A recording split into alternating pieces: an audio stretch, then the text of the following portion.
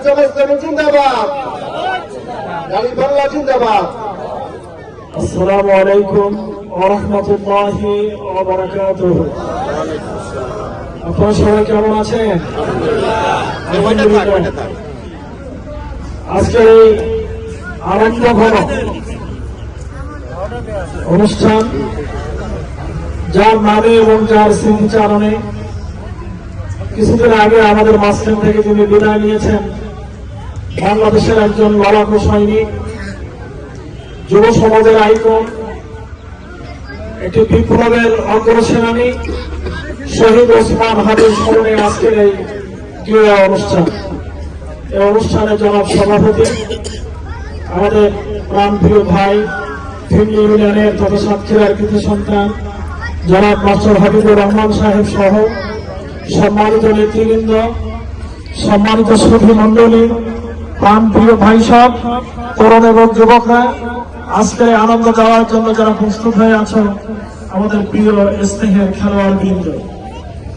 ওসমান হাদি একটি নাম, একটি ইতিহাস, যার শাহাদাত প্রমাণ করেছে এবং যার জানাজা প্রমাণ করেছে যে শহীদ ওসমান হাদি মরে নাই। আমাদের প্রধান উপদেষ্টা থেকে বলেছেন যে হাদি, আমরা তোমাকে বিদায় করতে আসি নাই, আমরা তোমার কাছে শিখতে এসেছি।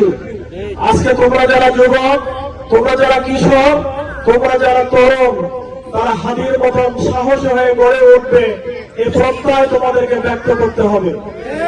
তোমাদেরকে সিদ্ধান্ত নিতে হবে যে আমরা হাদির মতন সাহসী হব, হাদির মতন লড়াই করে যাব, কিন্তু আমরা বাতিলের সামনে কোনোদিন মাথা নত করব। ইসলামের ইতিহাসে যুবক এবং তরুণদের নাম স্বর্ণ অক্ষরে লেখা। খাব্বাব, বেলাল, আম্মার, সোহাইব, তারা সবাই ছিল যুবক। মাত্র আল্লাহ রাসূলের বয়সে একজন কি দুইজন মাত্র বয়সে বড় ছিলেন, আর সবাই ছিলেন তরুণ এবং তারা অত্যন্ত কিশোর বয়সে ইসলাম গ্রহণ করেছিলেন। আজকে তোমাদের এই খেলাকে উপভোগ করার জন্য আজকে অনেক মুরব্বীরা এসেছেন, সুধীজন এসেছেন। আমি আর কথা বলাতে চাই না।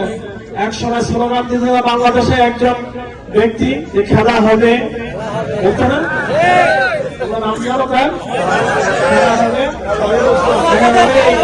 খেলা হবে বলে কোথায় চলে গেছে? খেলা হবে বলে সবকিছুকে ভঙ্গ করে তিনি দেশ থেকে পালিয়ে চলে গেছে। তোমরা এদেশে নেতৃত্ব দেবে, তোমরা ওসমান হাদি হবে, তোমরা খাব্বাব এবং বেলালের মতো নেতৃত্ব দিয়ে বাংলাদেশকে সামনে এগিয়ে নেবে। তোমরা রাজি আছো তো নাকি? ইনশাআল্লাহ, ইনশাআল্লাহ। এখানে আমরা কোন বাতিলের পদচারণা, কোন স্বৈরাচারীর পদচারণা, কারোর চোখ রাখানির থান আমরা থাকি না। অতএব আমরা শহীদ হতে শিখেছি, আমরা ফাঁসিতে যেতে শিখেছি, আমরা গুলি খেতে শিখেছি। অতএব আমরা কারোর ওই চোখ রাঙানি এবং আঙ্গুল হেলনের আমরা পরোয়া করি। অতএব যারা জামাত ইসলামের সামনে আজকে বিভিন্ন কাজুকুটি এবং আমাদের সুরসুরি দেওয়ার চেষ্টা করছো, তোমরা সাবধান হয়ে যাও। এই সংগঠনের নাম শহীদ কাফেলা বাংলাদেশ ইসলামী ছাত্র শিবির, বাংলাদেশ জামাতে ইসলামী। অতএব আমরা এগিয়ে যাব। এদেশের নেতৃত্ব তোমাদেরকে দিতে হবে। আমরা এদেশের নেতৃত্ব দিয়ে দেশকে শান্তি এবং সমৃদ্ধির জায়গায় আমরা এটাকে পৌঁছাই দেবো ইনশাআল্লাহ।